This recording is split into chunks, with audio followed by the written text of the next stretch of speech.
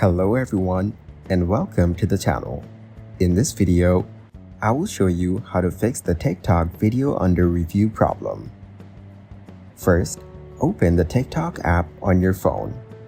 Make sure to log in or sign up to your account. Now, go to the Profile tab at the bottom bar. In the top right corner, tap the three bars icon. Then select the Settings and Privacy option in the pop-up menu. Scroll down to Reach and tap Report a Problem. Now tap Feed and Playback and select Playing Videos in further options. After that, choose the problem such as video lagging while playing or video not playing. Follow the on-screen instructions to resolve the issue. If the issue is not resolved, tap No and then Need more help.